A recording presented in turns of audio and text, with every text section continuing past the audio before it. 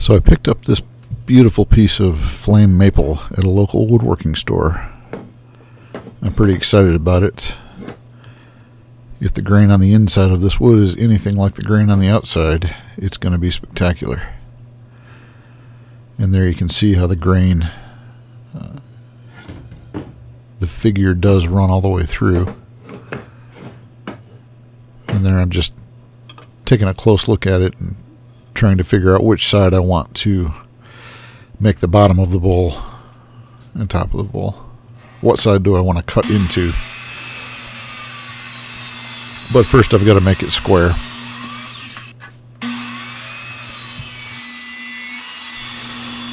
Hopefully I'll get some good pen blanks out of these two little pieces.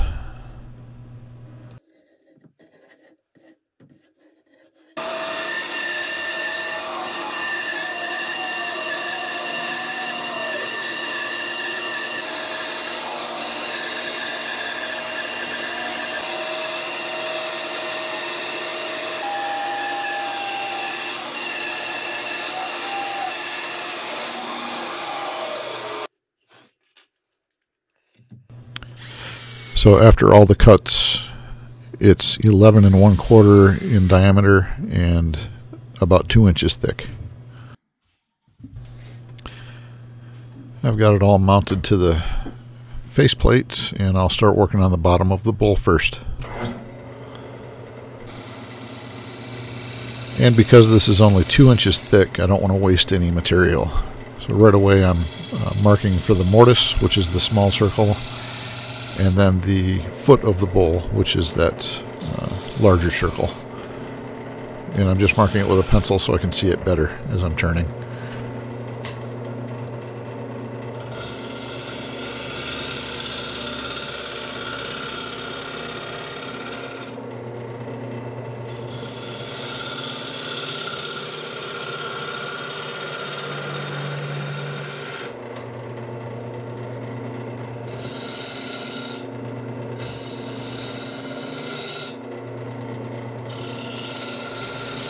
Now, since I like to use the mortise instead of a tenon to hold the bowl in place once I flip it around, what I want to do is to make the height of the foot match the mortise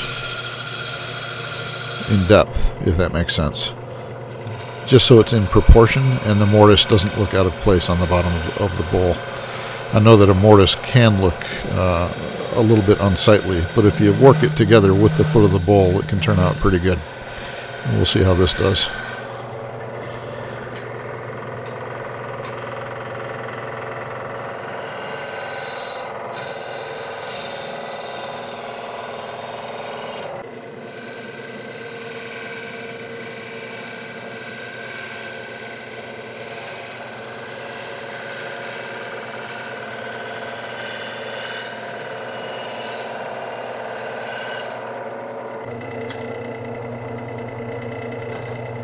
I'm going with a very shallow mortise on this project. It's going to be just over 1/8 of an inch deep at about 5/30 seconds.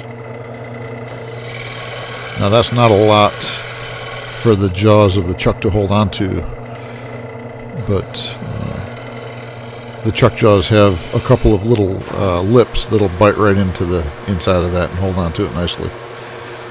And here's another little trick that you may or may not know, and that is to get this foot flat so it sits right on the tabletop or countertop. Just use a real flat piece of wood and mark that foot with a pencil. Take that flat piece of wood, wrap it with sandpaper, and just sand it down until those pencil marks are gone. Perfectly flat.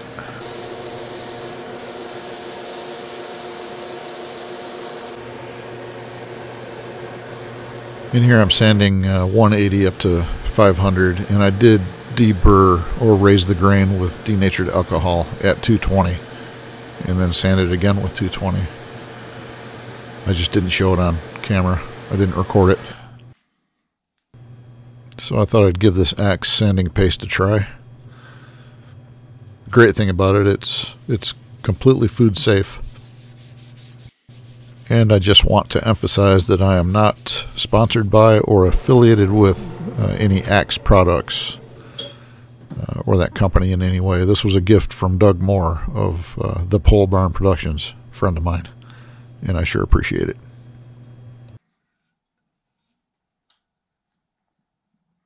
Man, this piece of wood is amazing. Look at that. You can actually see the flame pattern on that one half. Just amazing.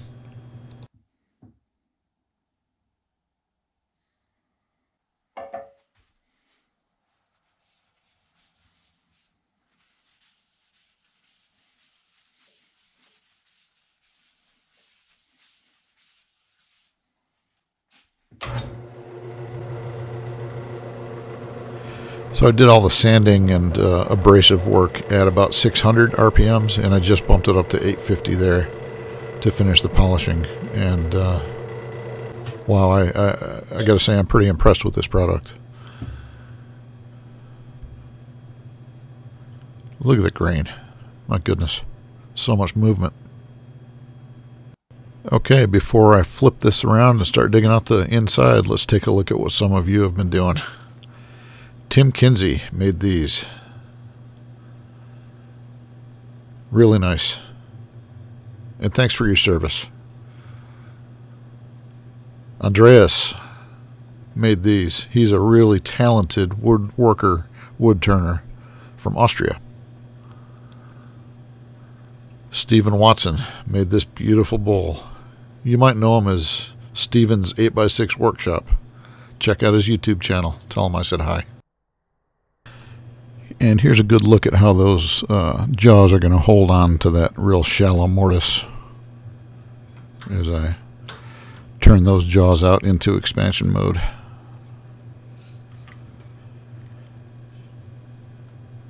Thank you so much to all my subscribers. I'm just so amazed at the support and the interest from you all.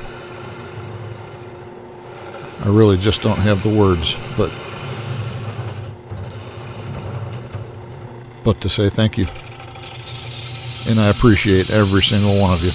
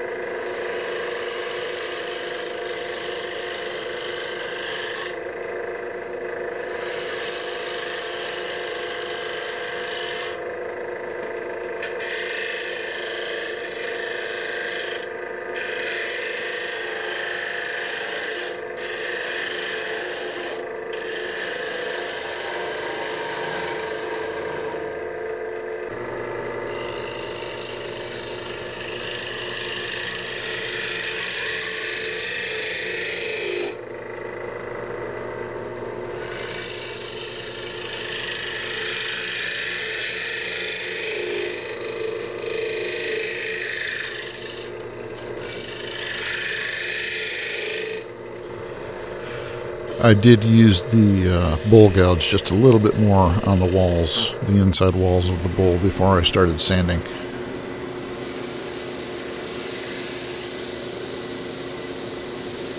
But this is the same sanding process. I started out with 120, went up to 220, and then hit it with the denatured alcohol to raise the grain.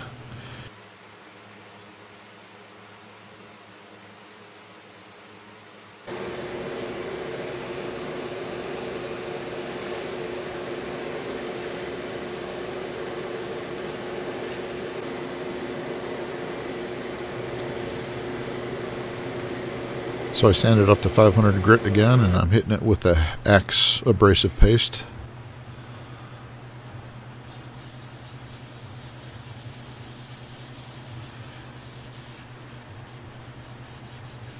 And it looks like the inside grain of this bowl is just what I was hoping for. I chose the right side.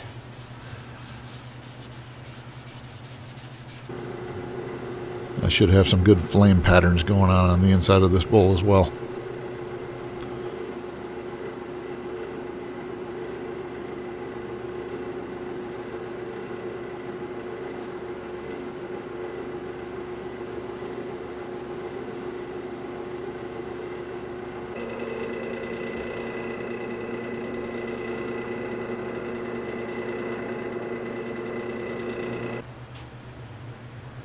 And once again, this is not a paid product placement. This is me just showing you a product that I appreciate.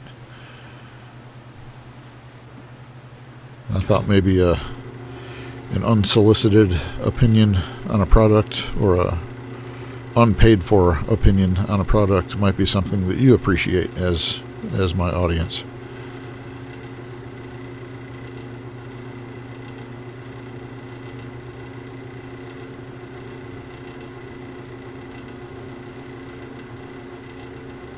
That's a really nice shine.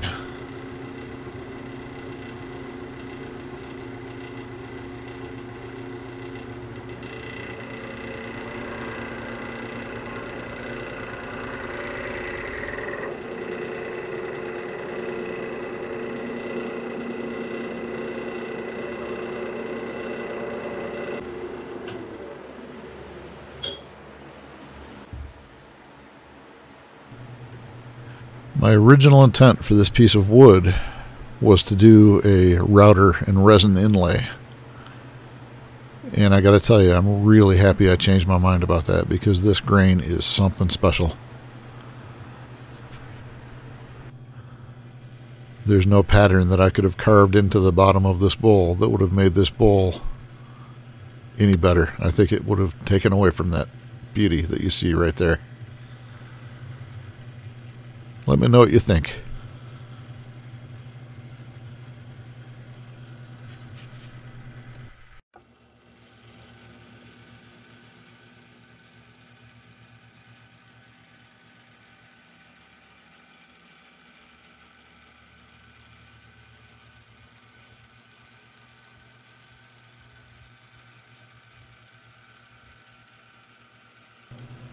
Thank you so much for watching.